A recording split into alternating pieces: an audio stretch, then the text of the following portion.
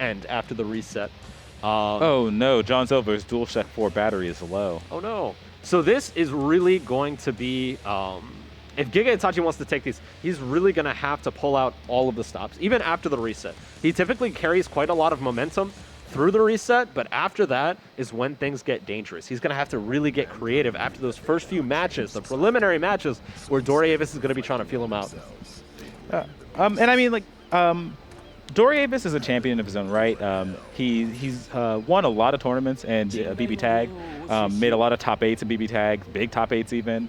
And so he's no stranger to being in a grand finals. He's no stranger to being in a situation where his opponent will reset the bracket on him, or even maybe a little bit more, right? What a goal for that here, opting to use the meter, and that's going to work out great for him, allowing him the opportunity to get the double overhead in on Gigaitachi. Oh, he did the up drift, so because he was looking for the DP, right? Yes, he was looking for the Vapor Thrust, but it was able to reach vertically enough for Gigaitachi to get his way out of the corner. Ooh, Big what a throw. And he wasn't really using throws like that in the first set, so it's pretty interesting that he's already making some pretty stark adjustments to how he was playing in the first set as well. For sure. All right. Nice zoning pressure here from Gigaitachi, using those really strong long normals to keep Doriavis at bay, and he's going to get the confirm for the kill. That was a good round one, very strong, kind of made a statement. Obviously, Gigaitachi's here to play. He's here to win. Well, that early burst could be very costly for him here. He still hasn't built it up, and now he is forced into the corner with Gigaitachi yet again. Yeah, I think that unless Dory is going to die, I don't really see him using the burst here in this round. I think that here he just kind of wants to run his game plan. Dory has been kind of an aficionado for if you need to, using the burst early in the first round is kind of worth it because it allows you to gain your burst capability back for the final round as well. There it is, the TK Bad Moon. We saw it very frequently against Gigaitachi earlier, and it seems like he's still struggling to block that over.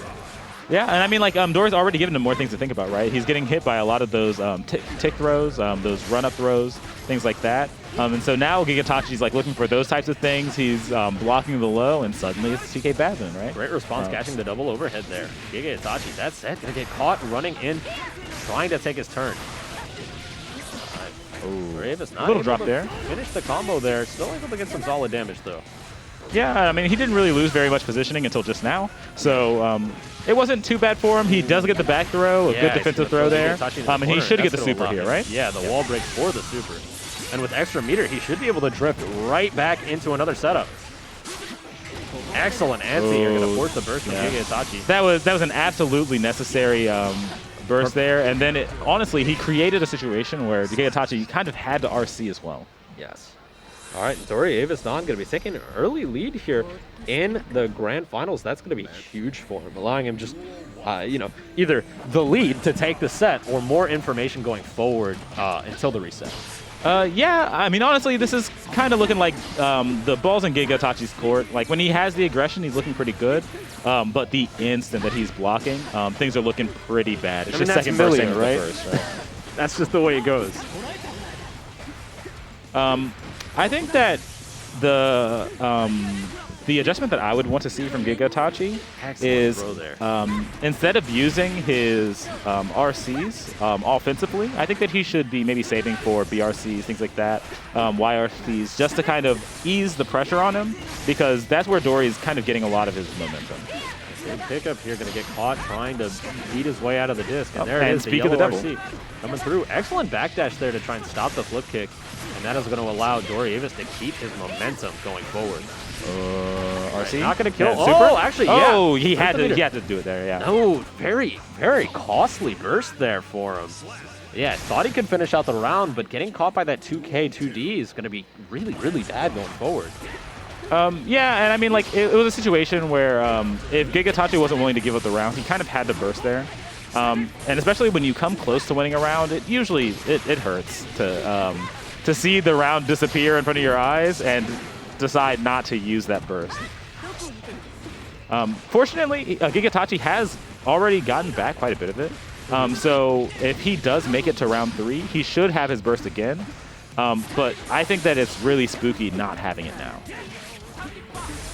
Stun Dipper, close the distance here, but a big Super. pickup from Doriavis. Big knockdown. Use that super to get the hard knockdown. And he switched back to the same side.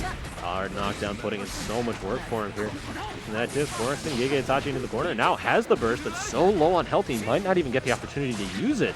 Yeah, one bad hit could spook him into doing a pretty bad burst. Oh, good 6B.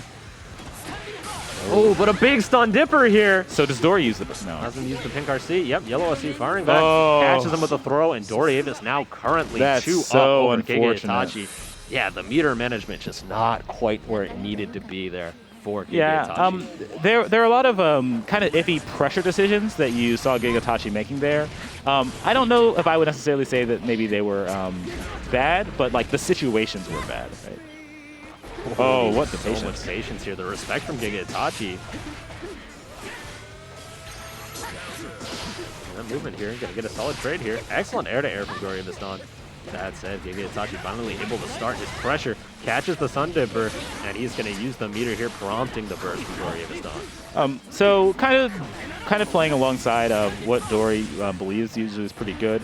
He does use the burst there pretty early. He knows that if he's to get to like a late round 2 or into round 3, that he is going to get his burst back, especially now that his opponent has used burst as well. He's going to get burst back first.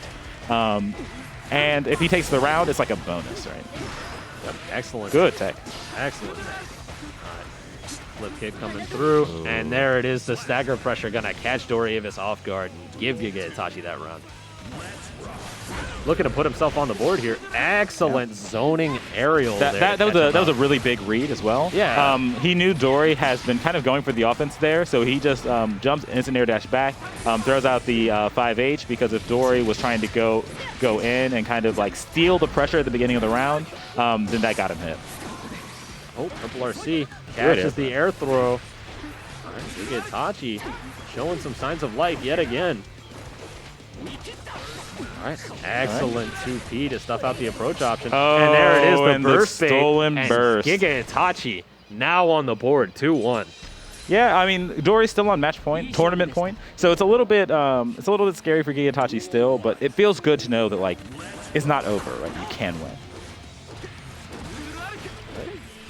Coming through, going with the stun edge to apply that static. Oh, and Shock's taking to do so much for him, getting rid of that burst early on Doriavis Dawn. No, and I'm pretty sure that like any time that Dory kind of gets into a rough position in round 1, I'm pretty sure Dory's always going to burst. He will always do it in that situation until maybe it gets baited, right? Excellent catch there with the 2S. Positive setup. We've been seeing quite a lot of very simple jab pressure from Gigaitachi that's been working out great for him, as we see here. Big pick coming. This is a decisive round 1. And like this is how Gigaitachi resets the bracket, right? He needs rounds like these that kind of force Dory to rethink how he wants to run his those are neutral. so costly. Millia, very fragile. Ooh. Oh, but a counter hit coming through here from Doriavis.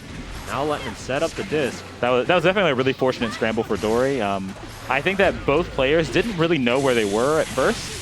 So the fact that Dory was able to get this position, get the super, get the hard knockdown, and suddenly it looks like this match is salvageable is really, really good. Absolutely. This should be the kill, that actually. pickup, that's going to be curtains on the round there.